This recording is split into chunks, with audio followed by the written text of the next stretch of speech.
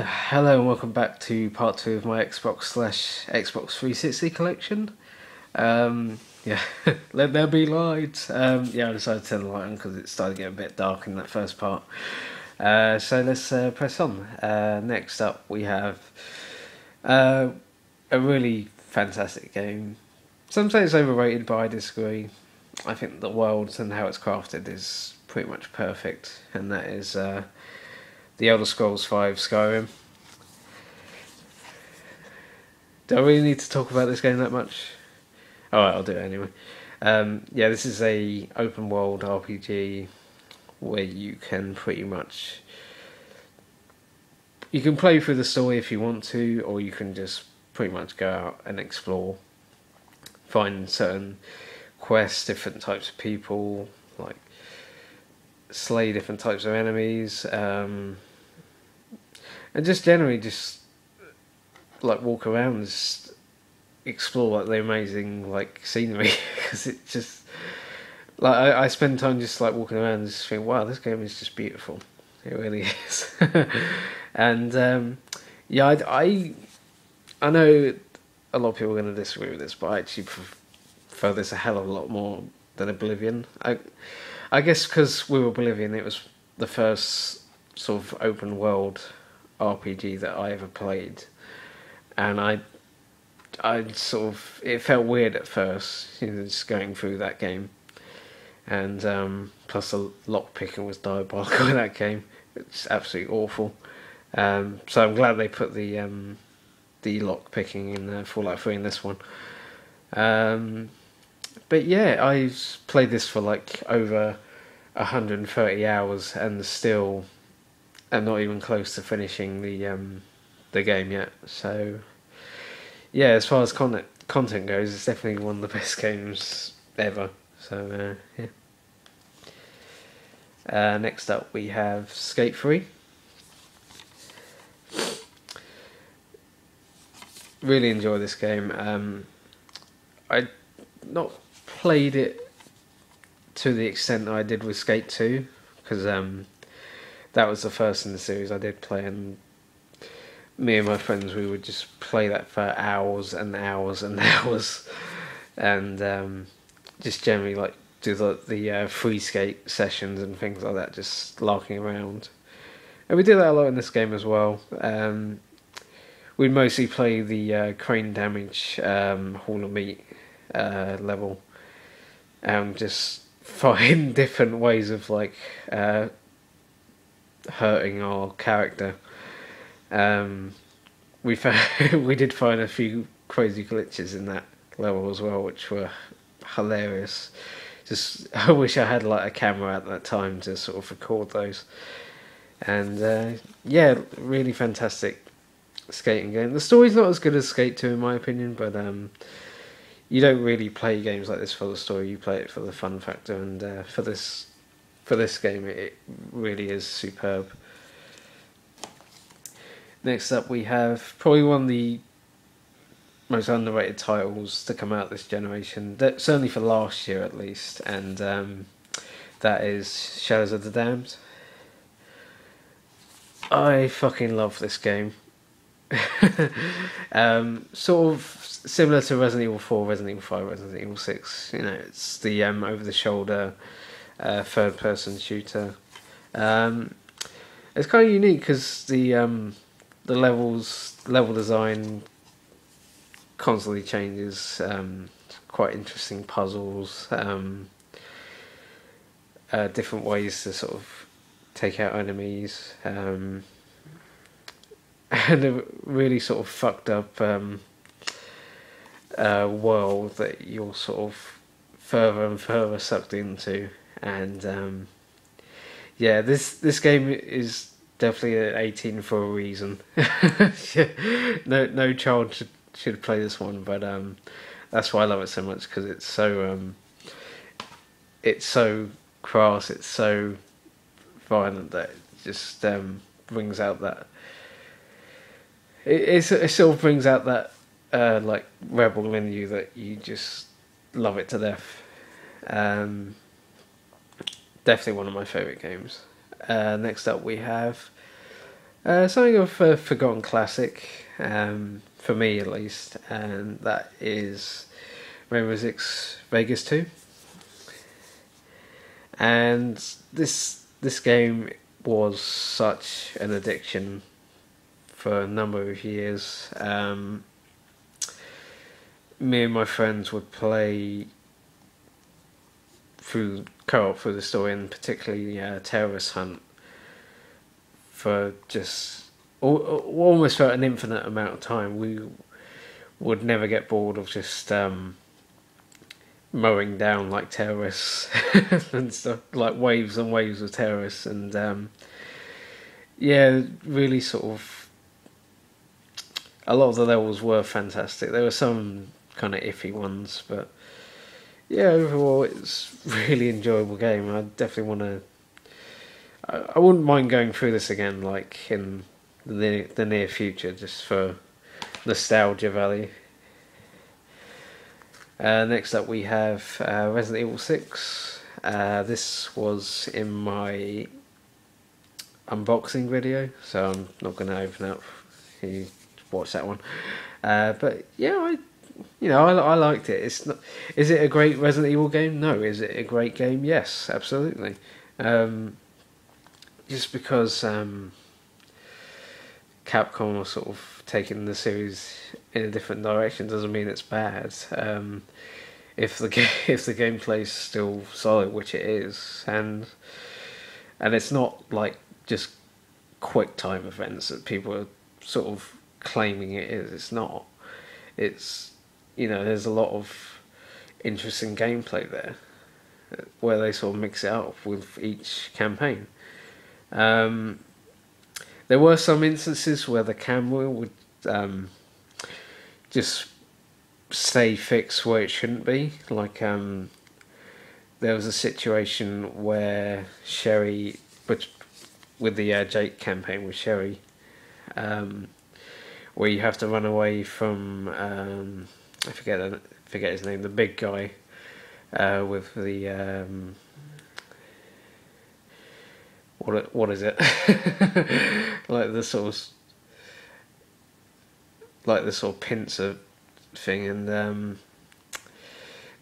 yeah, you're sort of running away, and at one point the camera stays fixed, and like you can't see where you're trying to run, and like then you sort of realise, oh, there's a ladder there.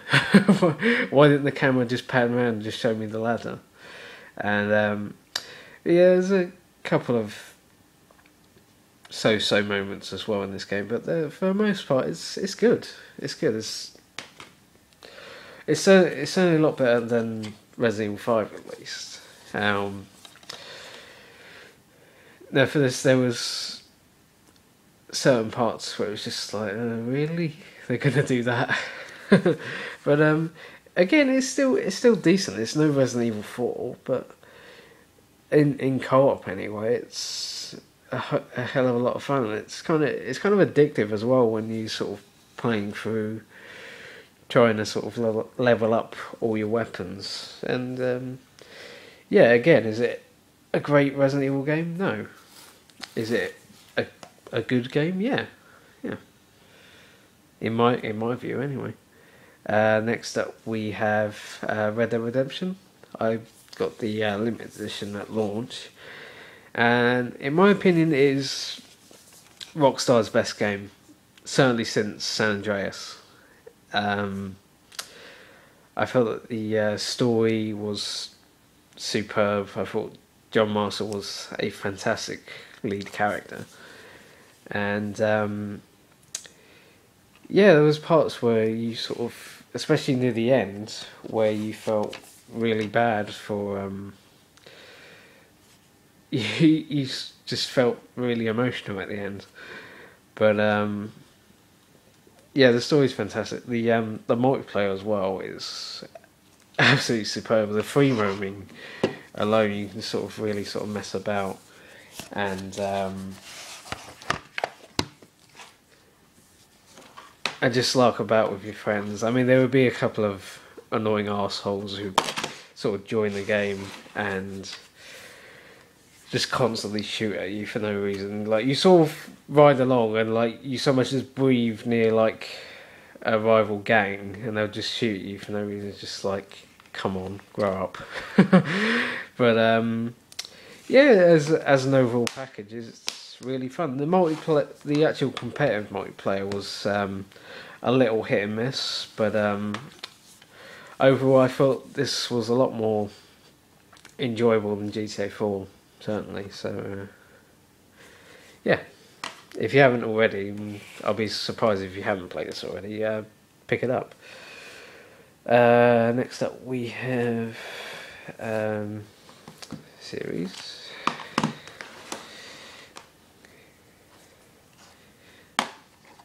Okay. Mass Effect 1, Mass Effect 2, Mass Effect 3. As I mentioned in my PS3 collection, this is one of my favourite trilogies ever.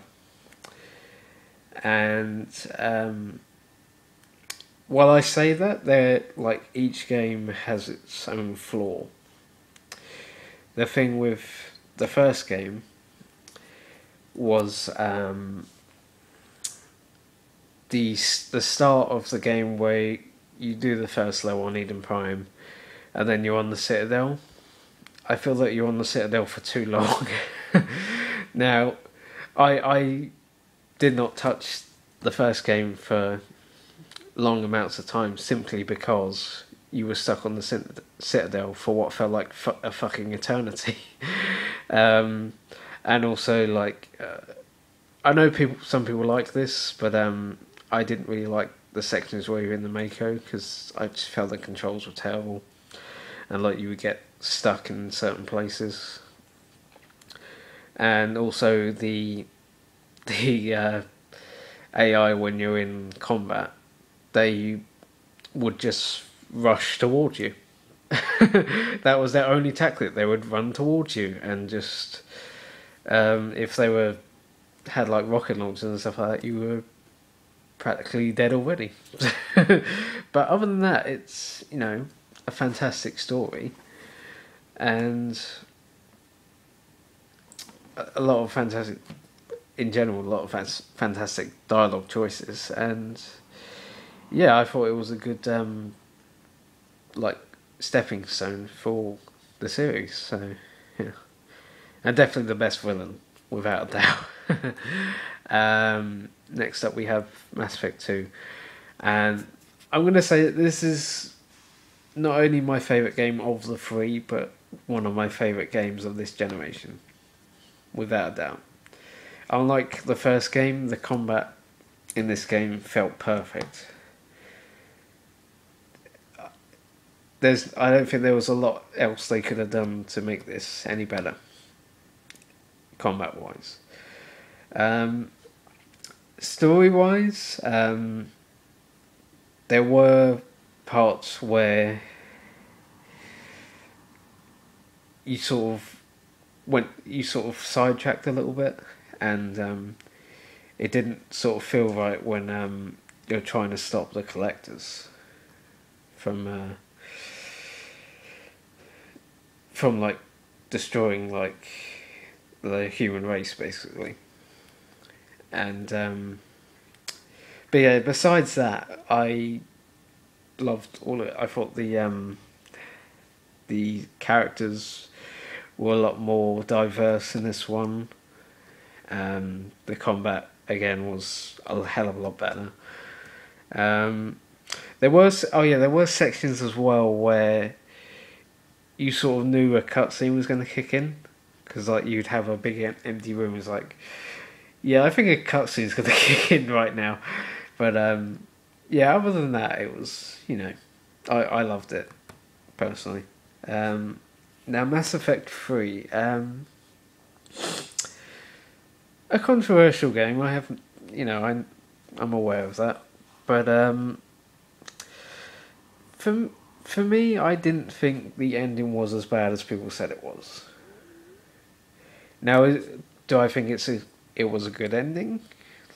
No, not really. But I've seen far worse endings in my time playing video games. One example I'll talk about in my PS2 collection. And yeah, I thought they sort of. I felt BioWare mixed these two games together for this one fairly well. I thought, I didn't think the combat was as good in this one as 2, but it was still better than enemies rushing at you like in this one. And yeah, the RPG elements, they weren't as great as in this one, but they were still decent. So it's not it's not as amazing as it should have been, but it's still good, and it's, for the most part, it wrapped up the series pretty well. So I get a little bit pissed off when people start complaining, oh, it's terrible because of the ending, and it's like, just some people are just so ungrateful when a company just provides you with so much content that you complain about one little part at the end. That it's like, do you want to come up with something better? Do you have an idea that would have been better? No, that's what I thought. But anyway, that'll do for this part. So I will see you in part 3.